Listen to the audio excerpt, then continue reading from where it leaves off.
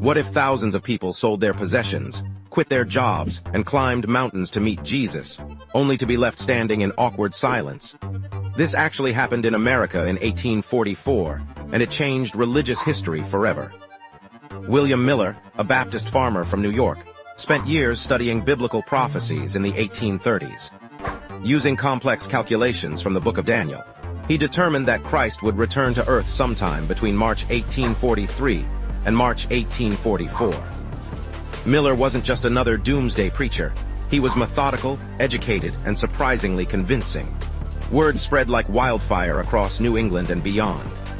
Miller's followers, called Millerites, numbered between 50,000 and 100,000 people. They published newspapers, held camp meetings, and created detailed charts showing exactly why the world would end. These weren't fringe believers. They included farmers, merchants, and even some clergy. When March 1844 passed without incident, Miller recalculated. A follower named Samuel Snow pinpointed the exact date, October 22, 1844.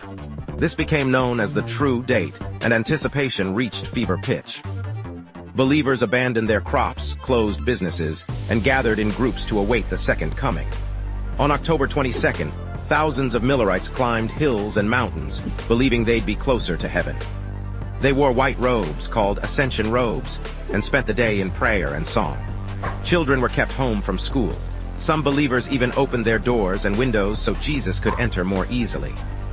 As midnight approached and nothing happened, the reality hit hard. One follower later wrote, "Our fondest hopes and expectations were blasted, and such a spirit of weeping came over us as I never experienced before. We wept and wept till the day dawned."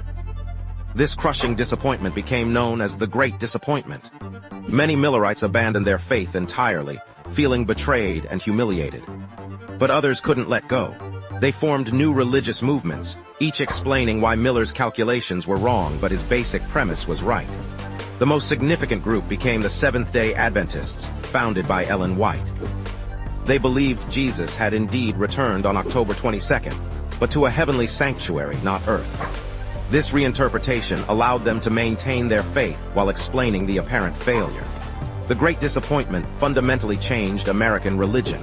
It showed how biblical literalism could lead to spectacular failures, making mainstream churches more cautious about prophecy. It also demonstrated religion's adaptability, how believers could reinterpret devastating contradictions and emerge with renewed faith.